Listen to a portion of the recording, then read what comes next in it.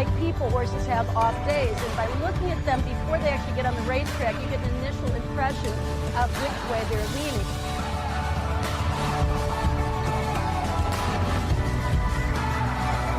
This is going to sound crazy, but for me, it's intellectual stimulation.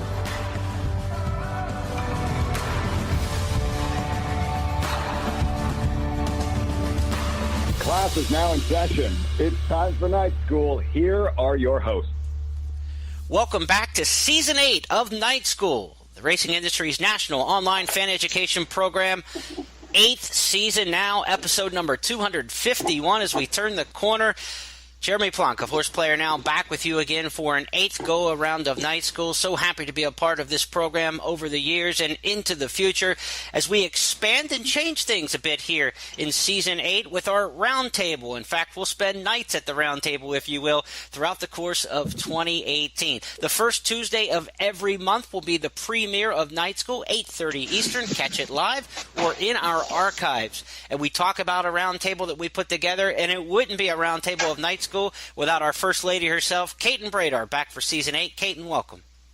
Wow, I can't believe it's 8 years. That's what's the most astounding part of all this, because it's flown by, and the topics we've covered and the people we've met along the way make me all the more excited to get started with this season, seeing the changes in the style and the format and the new people that join us along the way, too. I'm very excited. We'll talk about all those format changes and more over the course of the next 60 minutes. We welcome back another 8-year season member, the Dean, Jerry Shottenkirk. You're going all audio on us, Dean. I'll tell you what, it's really something else being part of this for so long, and that it just keeps getting better and stronger. And it's really kind of interesting, in the time that we've done this, to see like different generations of fans as you go through time. And you had, when we started out, we had the same block of people, and then it changed a little bit, and then a couple of years later. So it's really turning over, and that's really making it exciting. We're always getting some new people in here, and that's basically what it's all about. Speaking of new people, but familiar with the Night School program, we welcome Bob Neumeier to the roundtable. Neumie's been a guest in Night School each of our past 7 years. This year, he joins the roundtable as one of our educators. Neumie, welcome to the team.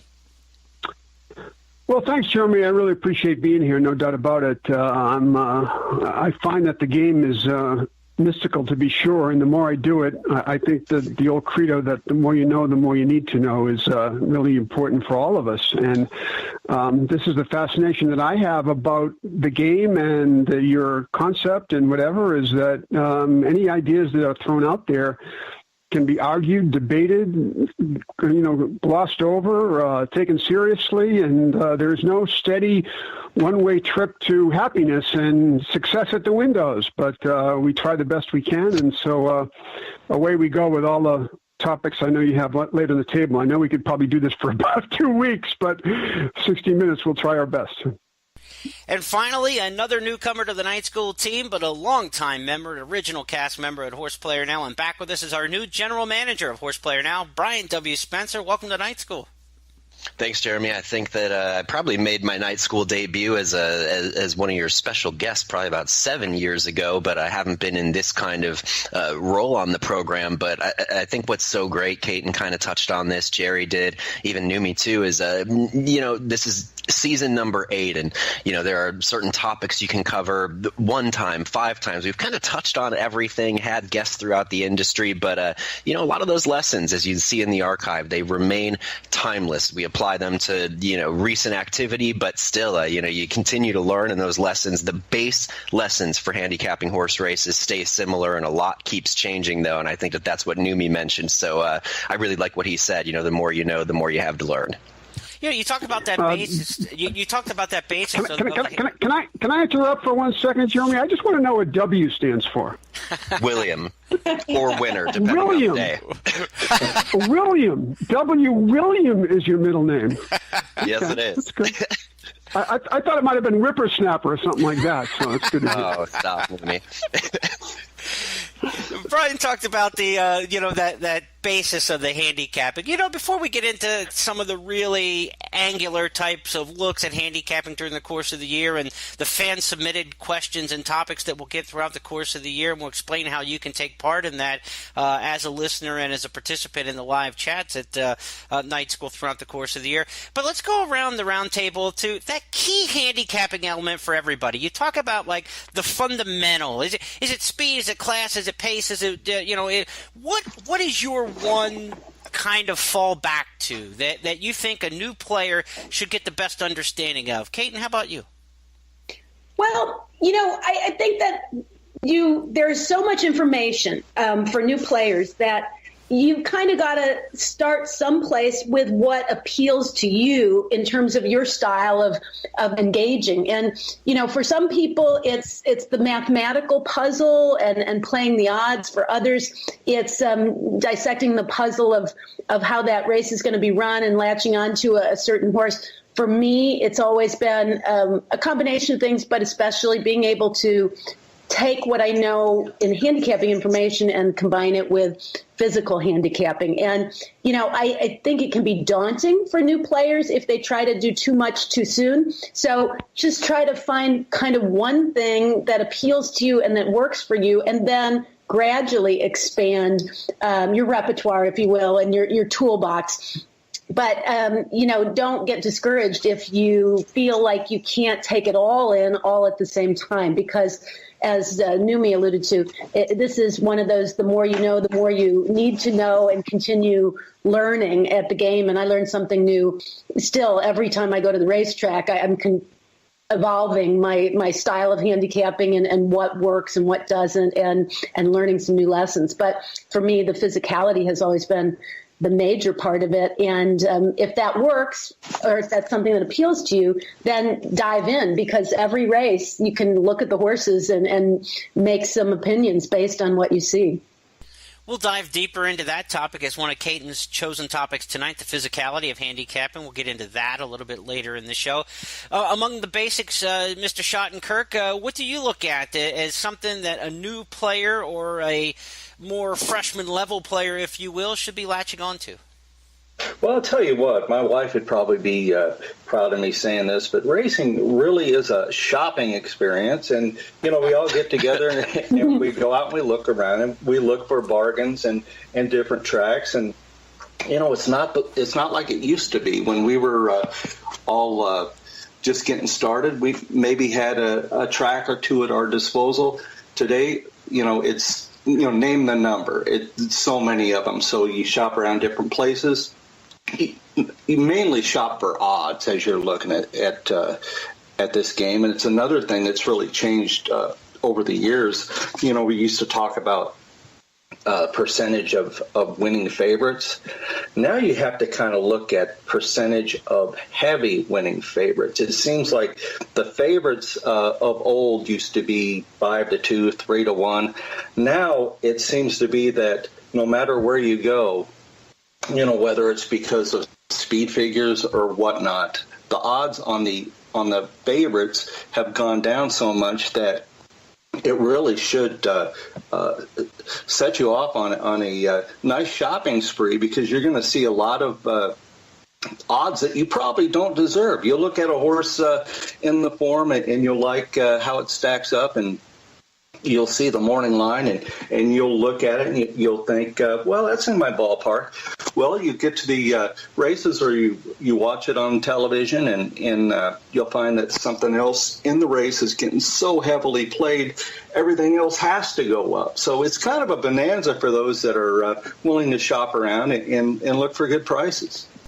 We're going to keep the credit card away from the Mrs. Dean. Sounds like there could be some danger involved there. Neumeier, what about you? What advice, what pillar would you tell a first-level handicapper to rely on? Well, this is interesting because we've heard from two people so far with totally different perspectives. Caton, not to put words in her mouth, but I think she's probably more of an appearance handicapper. Jerry spoke to the betting part of it, and if you're a player, I think that both are equally important, betting and handicapping, and that's the that's the test. That's the issue. Is how do we combine both? I've heard a lot about people say that they're very good handicappers, but they're lousy bettors. Now, why are they lousy bettors is in some part because they're so intimidated about the number of tracks, the number of races, the number of possible wagering opportunities, whether it be win, play, show, exacta, trifecta, superfecta, pick 3, pick 4, pick 5, what do I do? What do they do? And so it's easy for them to be mesmerized by this. And I would say, just as a general rule, is just relax and have fun and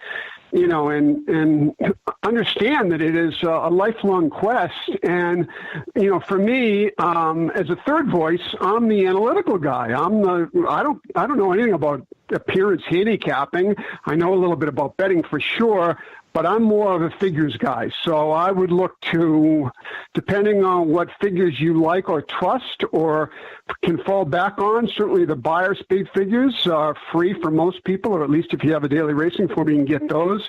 Jerry Brown's outfit, he makes his own, and I'm sure they're somewhat pricey. And I particularly myself like to use the Ragozin figures. They're very pricey. And there's a whole debate about those. And I could speak with Len Friedman of the Ragozin Company for hours about this, and he could look at something very different than I would look at. So that's the weird part of it and the fun part of it, actually, for me. And but I would say that by and large, Jeremy, I would say that I like to start with just basic analytics, and that would be figures. Hey, what about you, Brian? For me, one of the things, kind of a saying that I learned last summer up at Arlington, I was talking to Jose Valdivia Jr. after he rode in a stake for Tom Amis, and I was asking him about the strategy that he and Tom had talked about. And Tom said something that's really stuck with me, not only thinking about how riders ride races on the track, but how I can perform as a handicapper. He said, don't take away anything he gives you. So the horse was more forwardly placed. Long story short is start with the things that are freely available to you. I think that jumping into a pace handicapping kind of angle is a really good place to get started because it's something that you can learn. If you didn't grow up with a horse background, the physicality is a thing that comes along the way. I was never around horses when I was growing up. Caton is kind of our industry gold standard with physicality for horses, and I very much defer to people like Caton because while I can pick a horse who looks really great or really not great, the kind of nuances in the middle are still something that even I'm learning along the way. So, find out what your strength is. Start with something that's already given to you, whether it's pace or figures, and learn to build your handicapping style out of something that you don't have to immediately start to learn about from point number one. Pick an easy spot to start and then dive into those simpler bets. And as you get more confidence, you can kind of expand the realm of your handicapping. But I think advantageous race shapes for forward players or finishers, if you can pick and choose those spots, I think that's a pretty easy way to kind of start getting a couple of winners. Yeah, I would agree with that. My add to it is one of the things when we do our night school tours or just doing a handicapping seminar or just meeting somebody for the first time at the racetrack or an OTB or in one of our online forums is I always ask them, what kind of person are you? What is your personality? Are you a risk taker or are you conservative? Are you an artistic person or a mathematical kind of person? Answer those questions of yourself. Take that little 2-question quiz, and that will tell you a lot about the types of bets you may want to make, whether you're one who's going to swing for the fences or be conservative, and what kind of handicapper are you going to be? Are you going to be a more artistic and try to visualize something, or are you going to be more analytical and based on the numbers and mathematical? Ask yourself those 2 questions. What side of the quiz you become, those answers towards will determine the kind of things that you want to take from this night school program. We have hundreds of archives, both video, audio, podcasts. You can go to youtube.com/horseplayer now and check out a lot of past videos we've done. You can go to the Horseplayer Now Night School page and click on the archives and get our past shows. Any of the things that Neumeier or Brian or Jerry or Caton brought out here just in our first blush introduction to the program have been covered over the years. So you can go back and listen to those particular topics in a lot more detail, 60, 90 minutes of detail about those types of topics. So take where you're at personally, take what's available to you out there. Like Brian said, when something's out there, take advantage of it, and then basically work your curriculum backwards into what fits your mold. Everything we tell you throughout the course of this year is not going to frame every horse player the same way, nor is it intended to. And part of the reason going to the roundtable format this year is so that everybody on the roundtable may appeal to a different segment, perhaps, of the listeners and the viewers and the chatters out there. So hopefully you can find someone that you take solace with, and someone that you might not necessarily agree with the mindset right away, but they open your eyes to something else, and you can kind of pivot your handicapping into a little bit different strategy. We're going to get into the specific topics of Night School's first lesson tonight as we start the 2018 Season 8 curriculum. Each one of our roundtable members has a pre-chosen topic they'd like to talk about tonight, and we'll bounce ideas off of each other. So those 5 topics still to come on the program this evening. But before then, we want to give you a little bit of a gist of what's going to happen on the program this year. After tonight's opening program, we're going to solicit the curriculum to you. You're going to become part of the Night School board, if you will, in submitting questions and topics that we'll talk about each Tuesday, second Tuesday of the month, throughout the course of the rest of the year.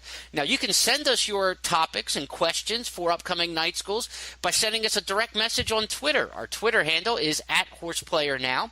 You can email Brian W. Spencer at horseplayernow.com and send Spence your emails for the entire group, and he'll sort those out each month. You can also on Twitter use the hashtag Night School Board, and we'll be checking those throughout the course of the next month before our next lesson. And you can also post on our Facebook wall with any suggested topic that you have. So a lot of different ways: Twitter, Facebook, direct email. Get in touch with us at Horseplayer Now and the Night School program, and we'll put your topics to use throughout the course of the year.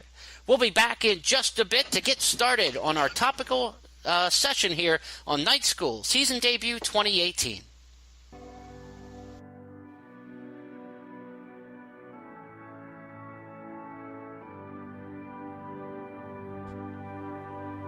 And we'll be right back with more Night School.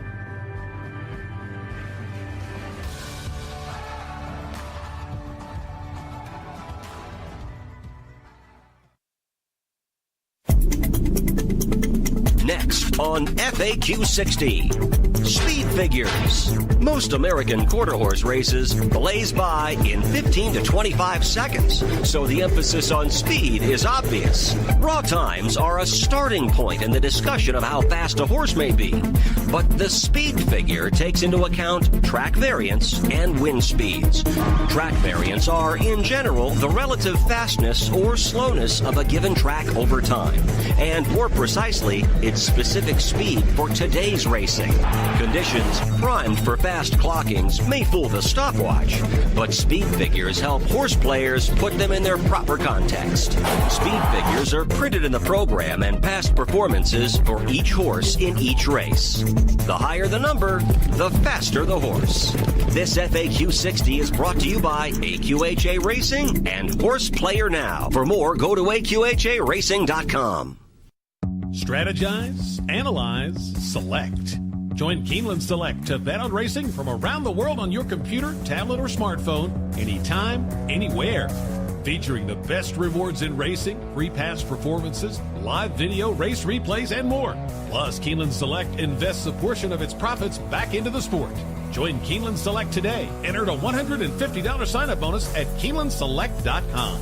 Dedicated to the sport and dedicated to the players.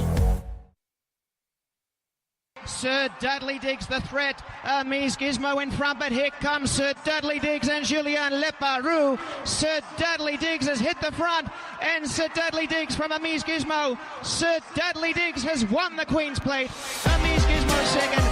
The 159th running of the Queen's Plate, Saturday, June 30th at Woodbine. For more, go to woodbineentertainment.com. Welcome back to our Nights at the Roundtable.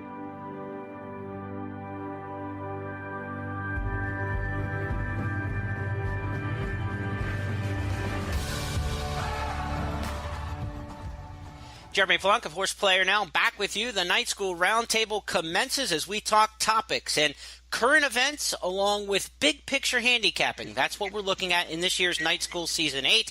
And boy, nothing gets more current than what we saw Sunday at Santa Anita. Justify winning his stretch out from the sprint to the route for Bob Baffert, and immediately was bet to favoritism in the Kentucky Derby future wager pool. Now, do we get so excited on a horse doing something so drastic and making such a big move forward? We're going to talk about that. But first, how he got from the sprint to the route. I know that's a topic of Bob Neumeier's interest. And Neumi, let's talk about that. The old sprint to route move.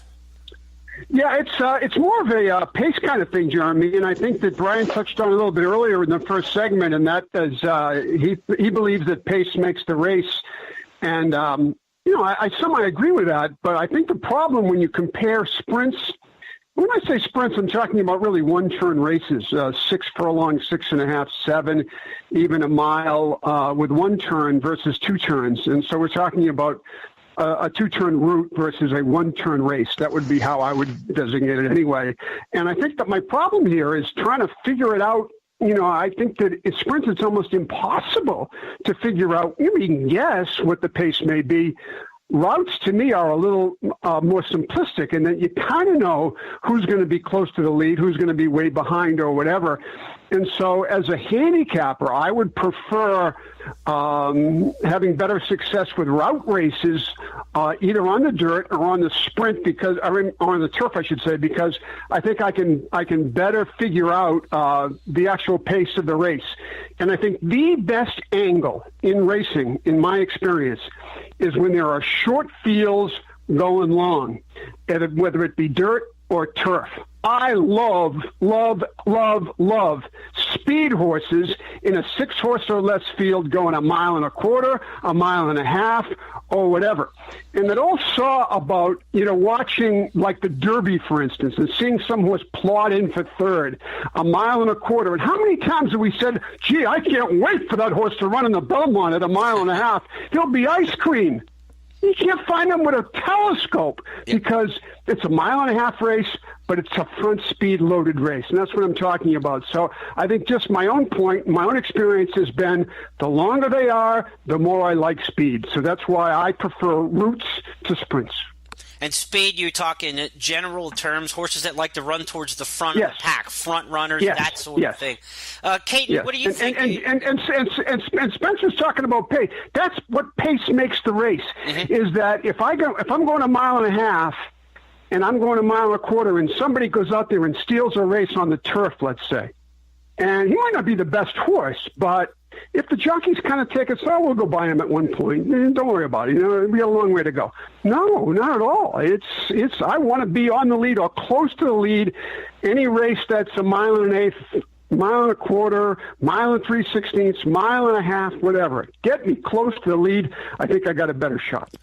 Caton, we saw with Justify over the weekend, that was a short field, as Neumi's talking about, and was able to be pretty controlling up front, just sit right off the leader and blow by him. Was that enough of a test with the short field, or would you like, or not enough challenge? Well, some questions are answered and then others are still left completely unanswered. And I mean, to Neumi's point, going into that race, Justify was the type of horse he loved because not only did he have ability and competition aside, he had tactical speed. You knew he wasn't going to be too far off the leader if he wasn't on the lead to start with. So the fact that he was able to do it and do it as easily as he did is what counts the most to me going forward. Now, the question is how good the competition was that he beat when we're going to compare him to top horses going forward in graded stakes competition.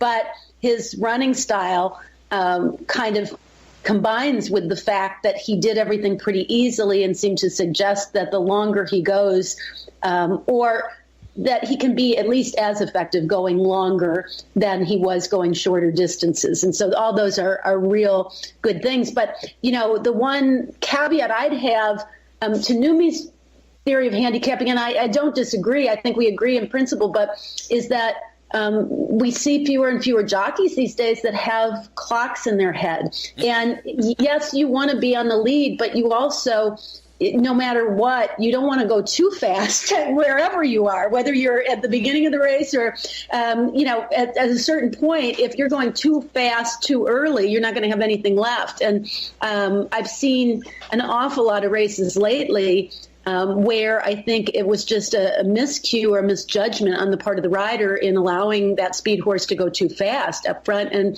rather than conserve energy, play catch me if you can, that didn't work out so well. Neumeier, I'd turn you loose on bashing jockeys on not having a clock on their head. This could be a fun minute.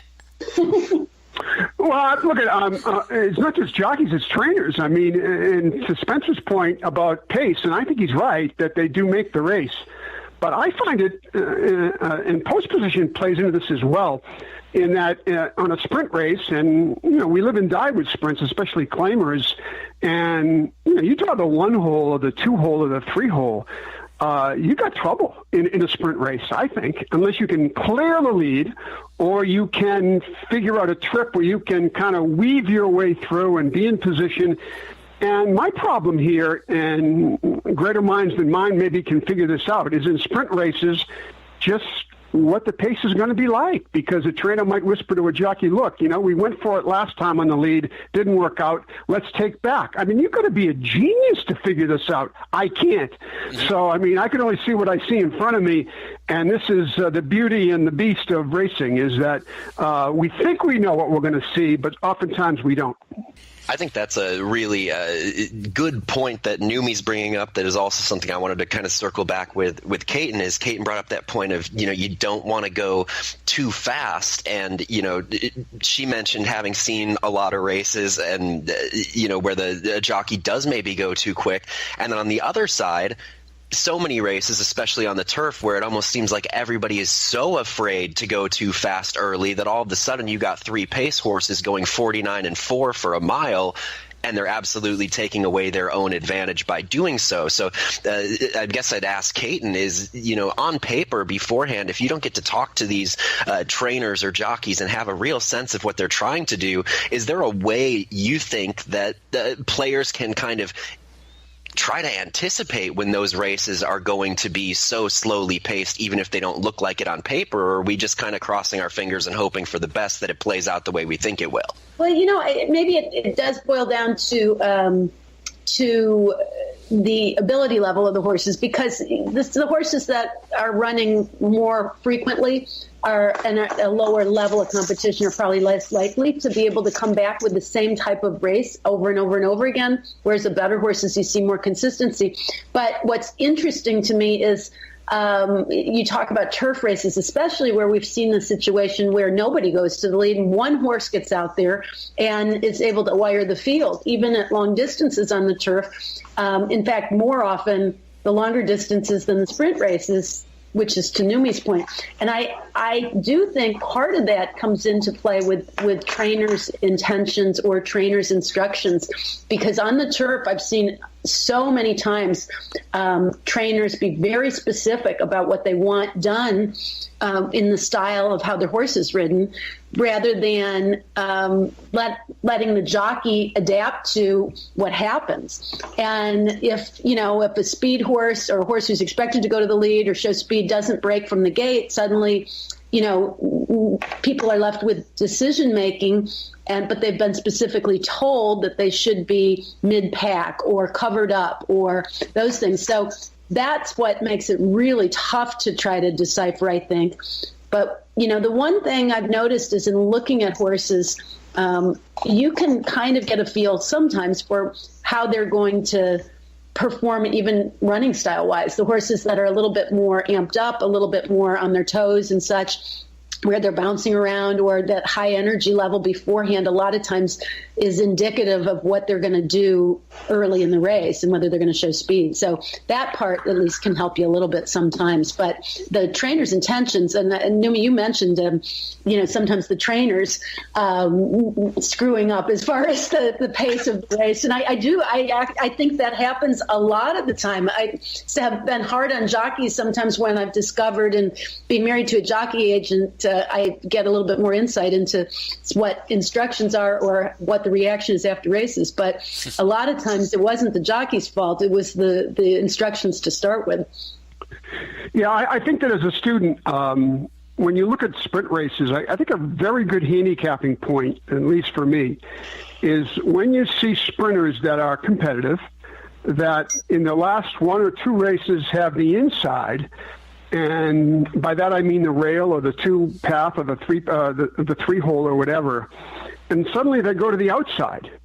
And the outside to me is a huge advantage in sprints.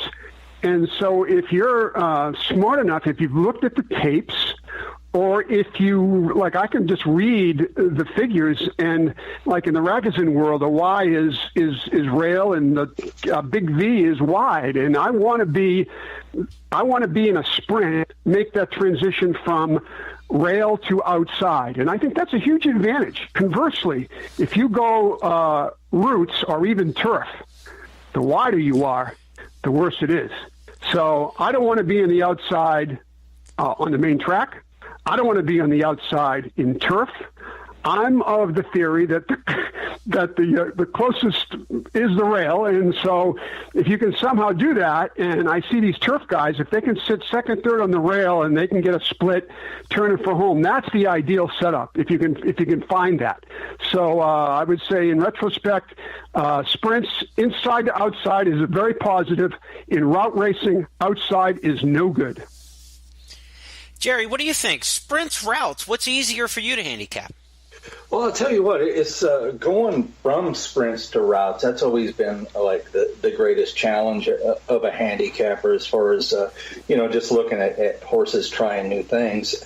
It comes down to, I guess, the translation of running lines from a horse that's been in sprints, that's been, obviously in faster races, fraction-wise, the horse is fifth, 2.5 lengths out of it, and continually goes like that, and all of a sudden he's in a route, and you have to be able to take a look at that, not just looking at times, but setting up the race in your head, where this horse is probably not going to be fifth, be 2.5 out of it. He's probably going to be in front, or maybe easily in front. So that's your approach of looking at races like that. And, a lot of times you can get horses that have not had a sniff of the front end all of a sudden having things their own way going long. So, again, that's a big challenge, and that's where you find some pretty good prices as well.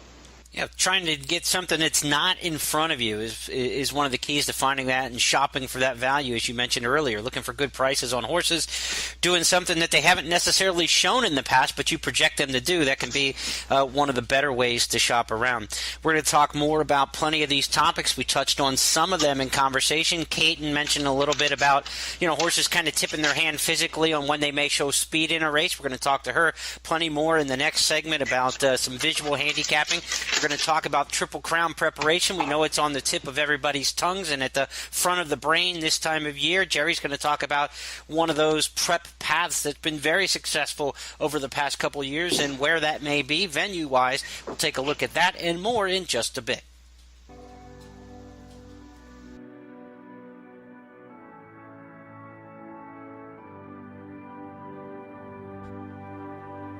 And we'll be right back with more Night School.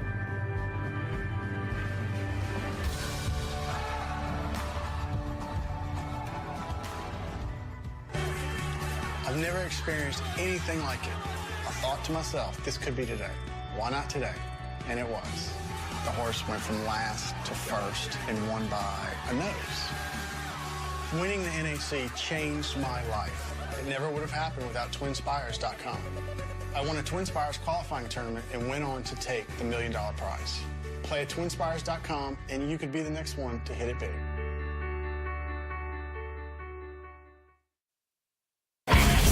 Some folks like to bet on the horses. Some like to bet on the games. Some folks like to bet on their phone. And some like to bet from their suite. So what's your best bet? All of the above. No matter how you like to bet, Remington Park is your best bet yet. With world-class horse racing, OKC's newest casino, and online suite booking now available. Remington Park, it's your best bet yet. Do you want unlimited access to handicapping without exorbitant prices? then Brisnet.com has you covered with a variety of plans for past performances, pedigree, and raw data. The Brisnet.com Performance Plan offers unlimited PDF past performances for just $75 per month and is available at Brisnet.com/PP. American Produce Records Online puts the pedigrees of nearly 1 million dams and more than 2 million foals at your fingertips, plus sire stats for only $275 per year, and is available at Brisnet.com/APR. The Brisnet.com data plan offers unlimited access to race day data files, perfect for handicappers with their own database or to plug into other people's programs. The data plan is just $125 per month. Visit Brisnet.com for all this information and more, and discover why Brisnet.com is the handicapper's edge. Welcome back to our Knights at the Roundtable.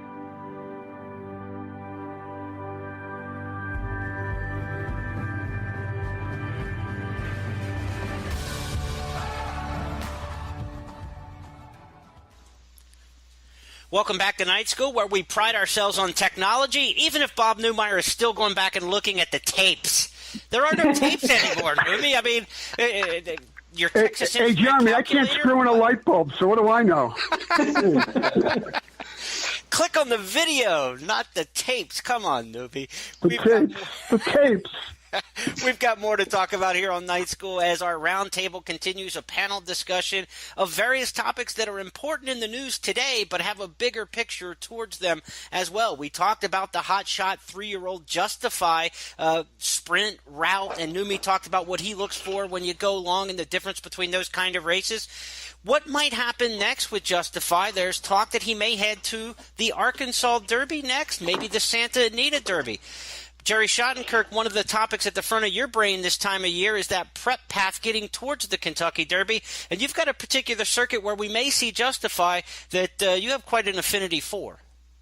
Oh, absolutely. You know, you see it year after year where someone, mainly, someone like Baffert comes in and is always has a horse that is at that time moving up the ladder and becoming a part of the mix as far as Triple Crown hopefuls. And this Oaklawn seems to be the place where they do the most damage as far as damage being a good thing, of course, of climbing that ladder and becoming good horses. And we've seen it year after year for maybe 13 or 14 years, and it's just a real important place on the Triple Crown Trail. You have your other spots, of course, that the traditional East Coast, West Coast, Florida areas, but there is no doubt that Oaklawn is right there with them, and it's really good for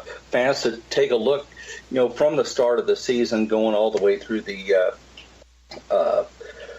route to the Arkansas Derby with 3 or 4 different races, see who comes in and see how they do. And it's really just another place that you should watch. I mean, if you're a big fan, give that a shot a couple times a week. You're going to see horses pop up and get good at the right time. One of the things I really like about the Oaklawn path is the way the races are spread out from the Smarty Jones to the Southwest to the Rebel to the Arkansas Derby. They all progress in distance. They're all 2-turn races. They get progressively a little bit further, and the purse money gets tougher. The challengers from out of town come to Oaklawn. It's kind of like one of those NCAA tournament regionals. You're not just getting the great players from one conference at Gulfstream or the great players out west at Santa Anita. You get a good mix at Oaklawn, and I think that's important. And another thing I think is really important is the crowds. The on-track crowd at Oaklawn is unlike almost any other racetrack in America. It is Derby-esque on some of these big race weekends, and they saddle in the infield. There's 60,000 people in the crowd. They get that stir before a race that they don't necessarily get at some other venues that you're not going to get at Aqueduct on Wood Memorial Day, for instance. I think it's a really good dress rehearsal at Oaklawn, and I think it gets the horses' minds in the right place. Anybody else around the country, places you want to see your Derby horses prepping? I don't care where they're at. I mean, to me, Oaklawn's been successful because Baffert's been successful, and he sent a lot of his stuff there. I get it. The last time I covered a race at Oaklawn on television, I went to the hotel in Hot Springs, and I said, "Give me the name of the best restaurant in Hot Springs." And he gave me the name, and I went there, and they gave me the menu, and on the menu, everything was fried. Everything was fried. I mean, I know they like to drink beer. That's a good thing. Everybody likes to drink beer, even though I'm kind of a teetotaler these days. But I've always enjoyed it, yeah. But, I mean, I think that every track has its own little nuance. Santa Anita's had their favorites with the Santa Anita Derby in terms of the 3-year-olds. Baffert likes Oaklawn. I get that. Florida Derby's had their share. You know, and you can go back and say, you know, the Wood's been lousy with the Derby, you know, and okay, I understand. But, you know, they're going to have their winner. It's like, you know, people say, well, it'll never come from overseas or Europe or Dubai or whatever. It'll come one of these days. I mean, you know, they breed too many good horses. They have too many good runners. I mean, to just blanketly say that there's no one is ever going to win the Wood and win the Derby. No one will ever win the UAE Derby and win the Kentucky Derby. No, they will. They will. So each situation presents its own problems and differences, and I can't think of one that's any better than the other, to be honest with you.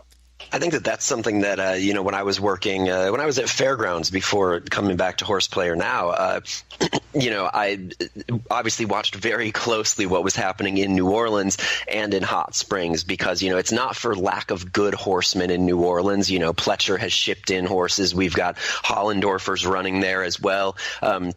You know, I wonder if there's a flukiness to that, or if that's just, you know, if there really is a certain trend, because you've got the right people shipping, you've got the right names, you've got decent horses. I mean, Gunrunner won all those races as a 3-year-old and became one of the best horses in the last 10 years by far. But, you know, I mean, I almost got to the point where I was just, you know, we're not going to have a Derby winner coming out of Louisiana. And I certainly think that that's a little bit of an accident, a little bit of a fluke. But, you know, at some point, statistics start to matter because you get such a long drought out of a place like that. You get such solid performances from Arkansas. It's kind of like a chicken versus the egg situation is, you know, what makes Arkansas the place to be as opposed to, say, a place like Louisiana where you can almost draw a line through horses heading into the Derby at this point in time. But I think that is just, I really do think it's fluky versus real or reality because I think there used to be some substance to it before the new point system was employed for Derby starters. When you were going off of graded stakes earnings, then everybody was gravitating toward the races that had the biggest purses. And so there was a pattern that developed, although it still could be deviated from. I mean, we had Smarty Jones that came from the Hot Springs circuit as well. So, you know, in any given year, you could have a horse like a Mind That Bird who upsets the whole apple cart as far as where he raced prior to winning the Derby at freakish odds. So it can, you'll have these exceptions, but I think now that we have the point system in play, any race that has the same number of points available that will get you to the Derby becomes fair game for a horseman who has a horse that he thinks is good enough for the Derby and is going to take a shot. So as a result, I think there's more parity, and I think you're going to find Derby horses coming from everywhere. Florida for years dominated, and then we didn't see anybody come from Florida for quite a while until last year with Always Dreaming. I think this year will be interesting to see if we get something completely different with a number of trainers trying routes that you don't always see. I mean, Bob has kind of a comfort level with going to Oaklawn, but he has also taken some of his very best 3-year-olds there. So if Justify ends up running there, I think that's indicative of how Bob feels about the horse, and I think it'll be a good test for him, and that could certainly bring Hot Springs back as the top prep. But if you see Avery Island, for instance, who I've been very impressed with, even though his times have been very slow, come out of New Orleans, that could change everything for the fairgrounds. And I really do think that on any given year, we're going to see the winner come from any place that has a points race. Well, at what point does some of this coincidental stuff, it's all going to turn, anything can happen discussion, take concrete? I mean, we hear the ultimate of the trends thrown about there for, decades now has been that curse of Apollo since 1882, that a horse who didn't race as a 2-year-old would go on and win the Kentucky Derby. And Spence, I know, would justify that he's a horse who's going to put that to the test with a lot of people's opinions at this point. Your thoughts, to that respect? I think it's kind of twofold because, of maybe all of those statistical trends. I think the fact that the quote-unquote Apollo curse still exists is one of the more shocking ones to me, with as quickly as some of these trainers can get horses to go from kind of 0 to 60 and peak in a matter of, 60, 90 days when we didn't even know who they were 3 months ago. I think that is one of those things that's going to fall at some point. But from a wagering perspective, I think one of the things that I've been kind of playing around with is that these are horses that, at least for me, take a horse like Justify here in 2018. He's a horse who I almost just have to watch from this point on because of the big name, because of the big runs. He's going to go maybe off of an A other than allowance into the Grade 1 Arkansas Derby, and he's going to get bet off the board regardless of who shows up at Oak Lawn. And if he runs well enough there to get to the Kentucky Derby, he's also going to be an underlay in career start number 4 against 19 other horses. So from a wagering perspective, I almost feel like I have to, on principle, stand against him or a horse like him just about any point at this point in the Derby season, because if it's going well, he's going to keep getting bet. If it's going poorly, he's going to drop off the trail and we don't have to worry about him. I have 2 points to make about your question about trends, Jeremy, and that is 2 things that happen, one for, one against, and it speaks to the mystery of the game.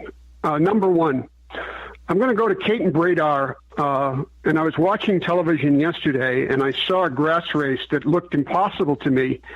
And Caton Bredar, I will give her credit for this, was touting this Michael Matz filly that had never started before, that, had good breeding, as most of them did, to be honest with you. And because Michael Matz, I don't know what his first-time starter on turf is, probably 7% or 6% or 5%. I'm a data analytical guy, and I'm looking at this and saying, gee, I don't know if I can bet Michael Matz here. I'm not going to listen to what she says just because she said it, but she believed in it. I hope she bet it. The friggin' thing paid 30 to 1 and won like a champ. And the next time this horse runs, this filly, she'll be 1 to 2, and deservedly so. Conversely, I was asked to do this buzz report every once in a while about stats and what have you. And it was interesting to me that, and this is just data, that Todd Pletcher, who's very well respected and should be, is like 1 for life with blinkers on in graded stakes. And Vito Rossi in the Tampa Bay Derby, I believe that was the race, was 8 to 5, 9 to 5, something like that, like the favorite going in. And if you looked at and I just said, there's no way I can play a 1 for life, blinkers on, graded stakes.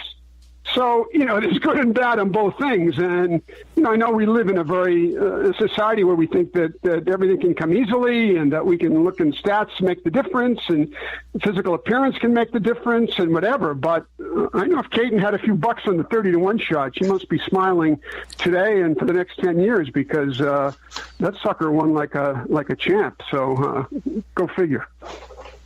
Yeah, I wish I did too. But that was one where you want to add in the add-on box for any multi-race wagers that we had put together earlier in the day because it was too late to add on graphically for TVG when we were showing the tickets. But that was a horse that in a very, I thought, difficult race where you were using multiple horses, you had to include the best looking horse in the field. And, I think stats are a great guide, but they don't tell the whole story. That's where I think I rely more on the visual handicapping, and that's what's worked for me.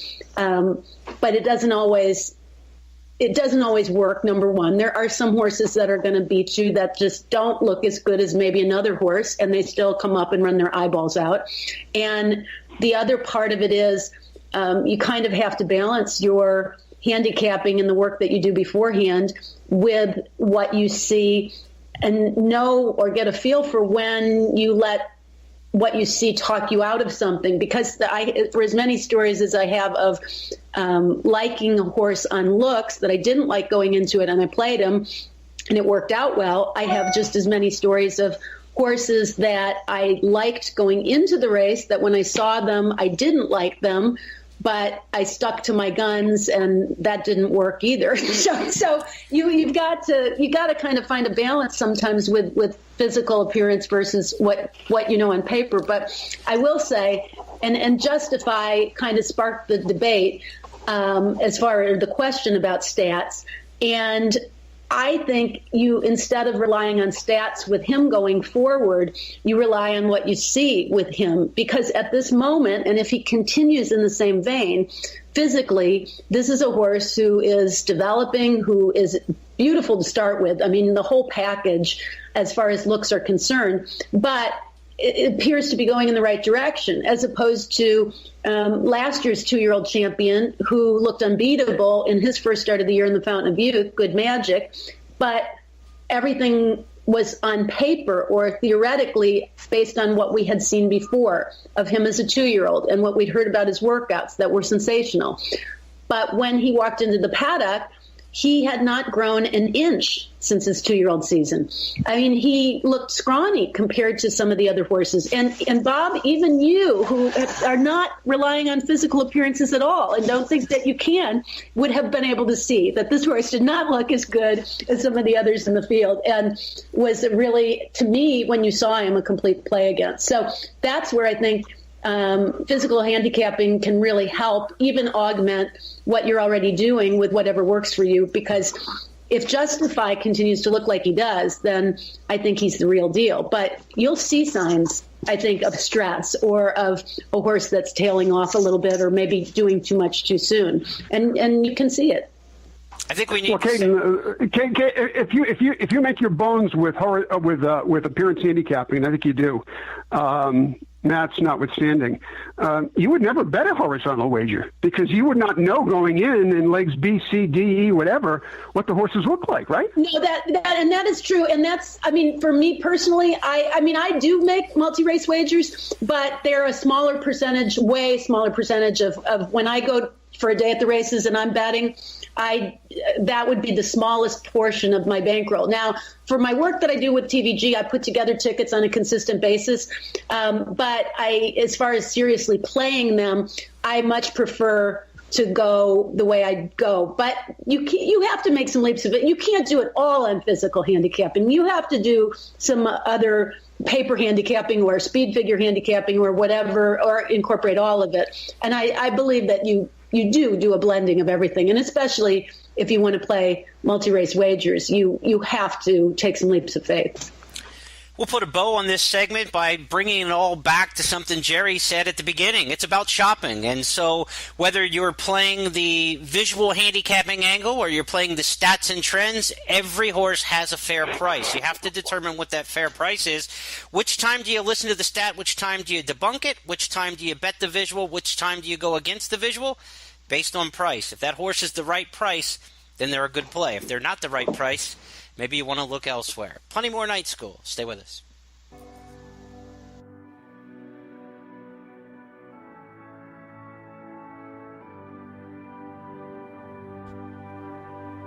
And we'll be right back with more Night School.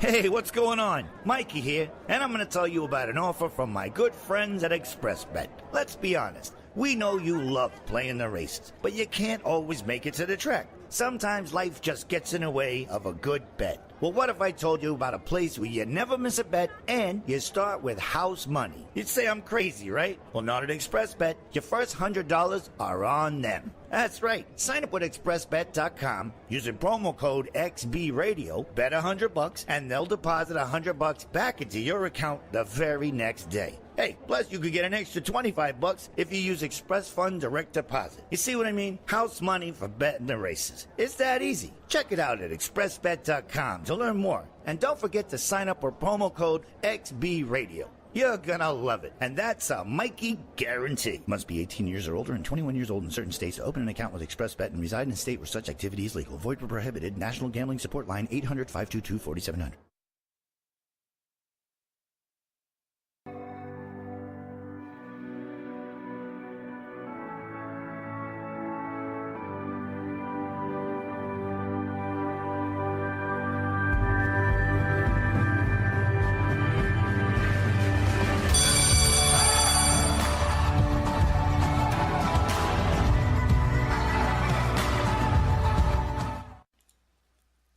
Very happy to be joined by Steve Byk, and Steve hosted the show in some seasons past, and I was very intrigued in maybe this season kind of letting you be the analyst a little bit as you get to experience racing in a fairly unique way with your show. You get to talk to trainers, jockeys all the time, and I think it'll be interesting here to maybe have you on the analyst side rather than having to host. So welcome into the first episode of Night School this season. Well, it's my pleasure to join you in whatever capacity you need me. So happy to do it. All right, and one of the things that we touched on with our roundtable earlier on in the session is what do you do? Let's talk specifically in 2018 about a horse like Justify, but maybe a little bit more broadly. What do you do when you have a horse like that who's got such immense talent, which we can obviously see, but you run out of chances for anything to go wrong? Everything has to go right for him from here on out. So maybe a look from you as to what you expect from a horse like that on the Derby trail, and also maybe how you view him as a handicapper, jumping obviously from a first level allowance into probably a grade 1 next. I think each of these kinds of horses have to be evaluated based on who's handling them and the track record. And when it comes specifically to Justify, I was at Santa Anita on Sunday and got the chance to watch. It was as impressive in person as it was to anybody watching it on video. And for a horse to debut the way he did at 7/8, that's a test in itself. Then to stretch out in the second start the way he did, and he kind of was a little rough around the first turn and then settled on the backstretch, and when he basically dragged Smith to the lead, and you got to be as excited as you would be about any horse, and this may be a special talent, and when you have a horse like this come along in this circumstance, frankly, who else would you want to handle them than Baffert? And, one of the things people have been asking, one of the things I keep hearing is, well, it's only going to be, he'll only have had a 7 furlong, a mile, and then a mile and an eighth race if he makes it to the Derby. Okay. You realize Baffert is working these horses 7 furlongs to a mile, old school between starts, right? I mean, all you have to do is watch XPTV, watch these workouts. Listen to somebody like Zoe Cadman and Millie Ball analyze the works. He's basically getting a race every time he works out. And I've got implicit trust in Baffert to take this horse wherever he thinks the horse can go. And we've seen what happened the last couple of years between West Coast and Arrogate. Those were horses that started too late. Baffert didn't talk about getting them into the Triple Crown season. He had a different plan in mind. This horse, he has felt, I think, for about 90 days, could do it. And that's enough for me. I've got more confidence in a horse like this than the ones that have come before. I mean, Curlin is going to be the comparison when we get, I would think, past the 9 furlongs. I think that'll be the horse that we'll be talking about very shortly after the next prep stop. Now, I don't want to put words in your mouth, but I think this kind of comes back to one of the big things that we talked about on the show tonight is when are, statistics, when are they sort of anomalies and flukes, and when is a statistic really, when is a trend exactly? We've talked about the Apollo curse for so long with horses who haven't started at 2, horses coming out of California and Arkansas so good in the Derby as opposed to, say, coming out of the Louisiana Derby. So do you find that it really is just about the horse, about the connections, and about the circumstances in any specific year, or do you really put a stock into the quote-unquote Apollo curse?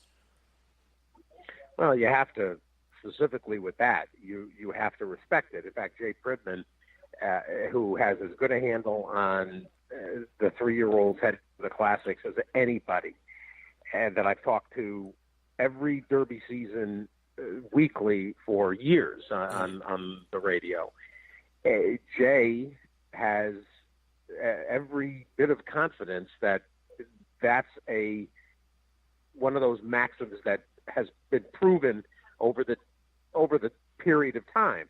Now, most of those kinds of of axioms, they fall by the wayside eventually. I mean, think back to Sunnyside, and all we heard was, oh, well, there hasn't been a gelding win the Derby since Clyde Van Dusen in 29.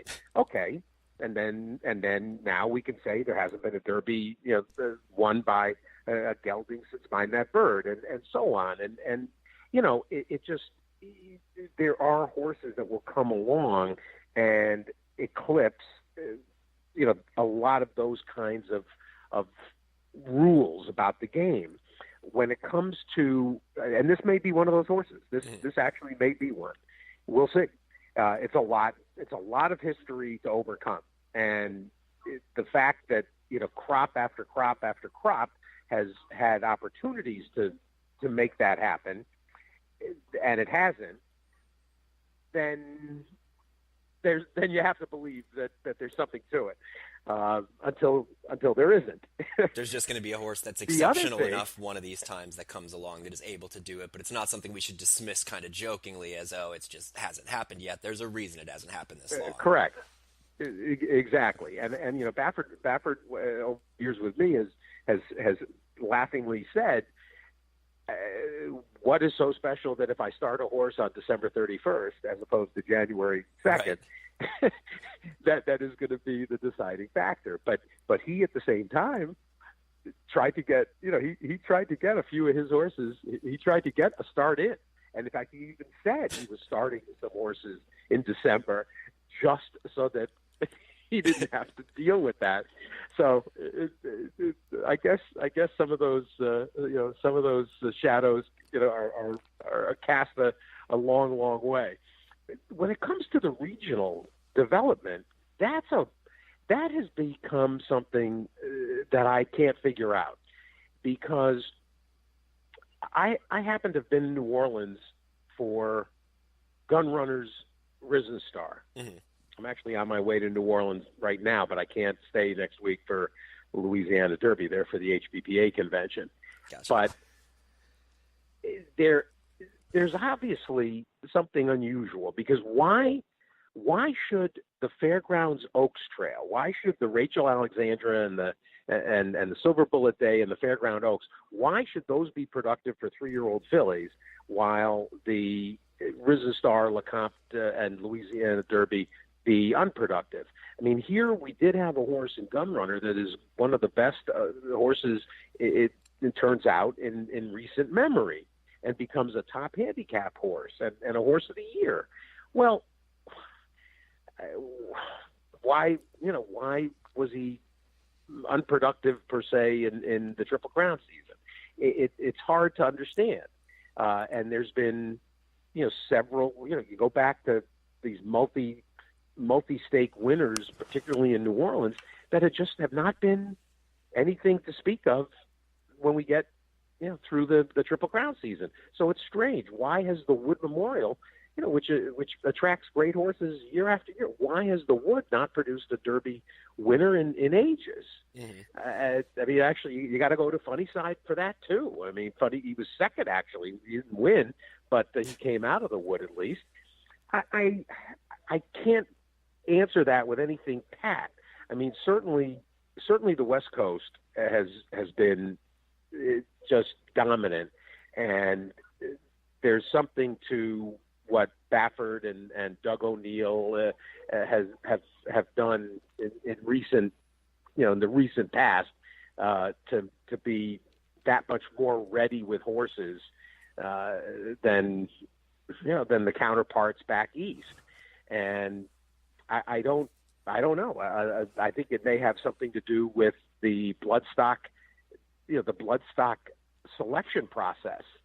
Today started the 2-year-old and training sale season at OBS, and I think that you should probably look to the kinds of horses that are getting into the hands of Baffert and O'Neill. I mean, Doug O'Neill, his brother Dennis, is picking out their horses, the Redham horses. Baffert and Donato Lani, the horses that they're picking out. The Zayat program as well. You've heard Justin Zayat speak about, the kind of yearling and 2-year-old that they are tabbing for their programs. That I think is probably as much a factor in where these horses come from in terms of the classic trail as the specific venues that they're running. And I think that's where this answer probably lies, or at least that's the first few chapters of that discussion. And I think that's a great addition to kind of the discussion that Caton and I had earlier on in tonight's episode about how just from a purely statistical perspective, it still seems like it has to be a little bit fluky. But Steve brought up a really good point, perhaps about the bloodstock playing a part and the hands that those horses end up in, regardless of where they may be based, as we've seen Baffert ship to Arkansas on a handful of occasions. Well, Steve, thanks for joining us on Night School tonight. We'll be back with you again next month, and then just to wrap up the show here, a quick thank you to all of our sponsors: AQHA, Remington Park, TwinSpires.com, Brisnet, Woodbine Entertainment Group, Keeneland Select, and ExpressBet. I'm Brian W. Spencer from Horseplayer Now on behalf of our entire roundtable and Steve Byk. Thanks so much for listening. Good night.